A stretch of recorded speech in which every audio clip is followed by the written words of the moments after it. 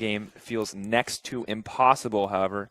So that's what it's about. You just hit the nail on the head. I mean, right now, the Chiefs comp is so good at coming out of INTZ. And I got to say, I like the Bard pick coming in here for EGIM. You know, it's not quite global, but it will give them a little bit of opportunity to respond to this very oppressive composition to help them respond, at least as we get into game. Chiefs on the blue side. You can see their opponents, INTZ, on the red. Praise be to 615. We're going to have some standard lanes here.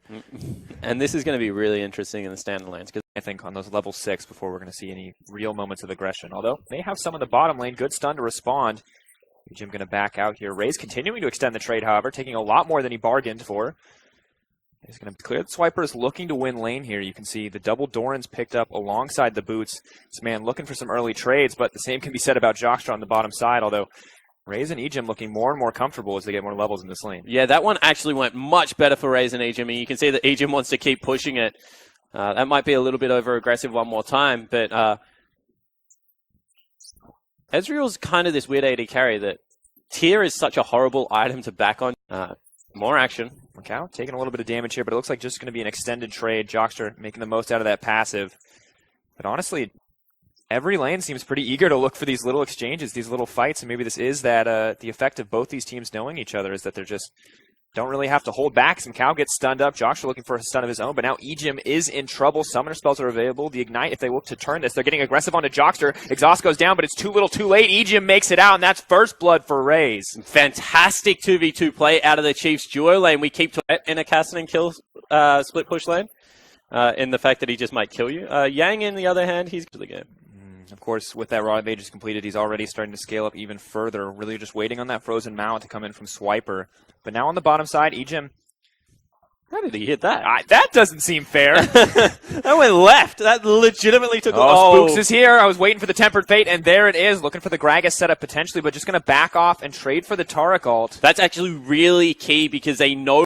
Now, aggressive play, potentially over-aggressive, but it's going to work out for the Chiefs once again, just making a bold call, and it pays off for them. I honestly think they had to go for it, because if they're not making the plays now, if we get... Foot, knowing he doesn't have pressure anywhere else on the map, and, you know, giving a lot of respect to Revolta and Talkers. Yeah, I think it's more importantly, when can Ashe actually go mid? Because right now, without that Hurricane, she just can't win the pushing. Just get him off the tank supports, because he looked like he thought he couldn't be killed and was quickly proven... incorrect. Yeah. The will was breakable. It was very breakable. That nerf hurt. Oh. I'm telling you, man. Yeah.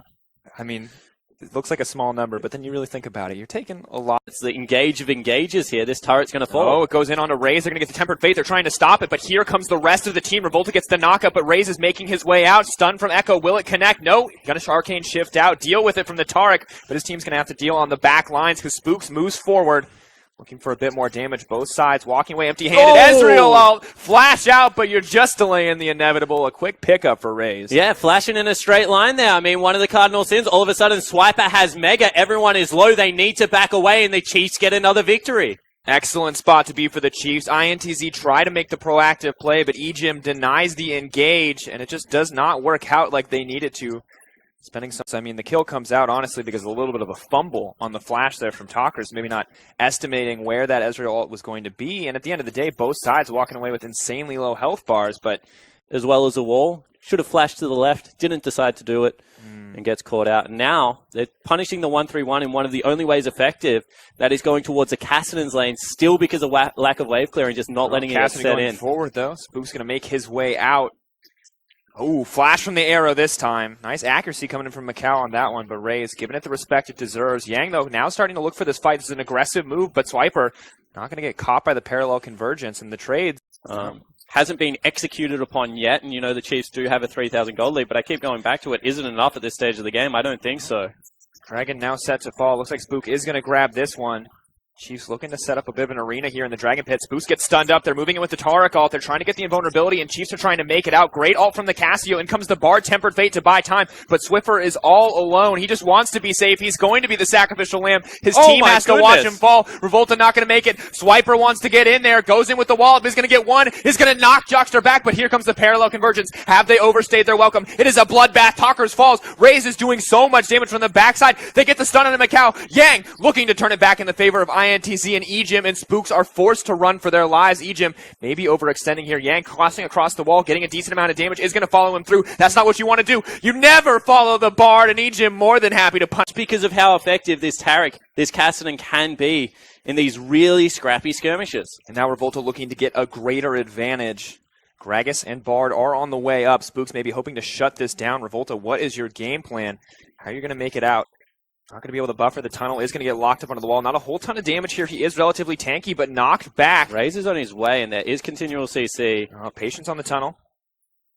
Decent amount. Uses the tunnel. Here comes the TP, though. Jockstra moving forward. May get burned down. Doesn't have the ult. This is devastating. Talkers gets knocked back into the team. The parallel convergence not going to connect for the stun. Raze. Down he goes. The Kiwi is on a rampage. Ejim moving forward. The whole team coming together to cuss through the INTZ lineup. The tower now set to fall. Chief are dominating. Yeah, and maybe just going towards the Baron. I mean, Revolta is the same level as Spooks, but they burn it so quickly. And Ejim, you know, he's still got the Tempered Fate. No, he doesn't. He used it. So we'll see whether they're able to actually keep Revolta out of the pit, because this now becomes a 50-50. Good damage moving forward, but in comes the parallel convergence. They have to respect the potential for the Echo here, but they're not scared. They're using the Casio. They're using the Mountain Drake. 2,000 health. Dropping down. In goes Yang. Tempered Fate. Not going to be available. Parallel Revolta's in convergence too comes early. out. Revolta, is he in too early? Gets knocked back into the wall. That's the combo. Revolta moving forward. Desperately moving towards the Baron. He tries to cut it down, but there is no hope left for grow the gold lead. INTZ, they had so much hope when the comp was working, when it was scaling up for them, but the Chiefs are not giving them the opportunity. They are grouping up and they are taking down these towers.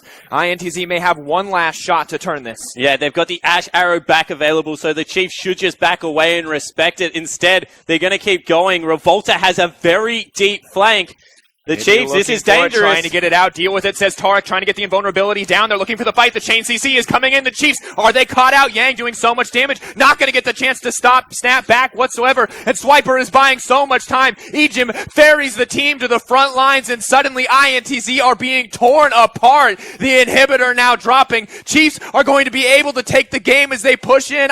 Today's the Chiefs make it 3-0 after a horrible start against the CIS region. Oceania's Chiefs move on to 3-1. A commanding performance in the mid-game, and what started off as such a passive early game will end in the favor of the Chiefs. The young Kiwi at the head of the team.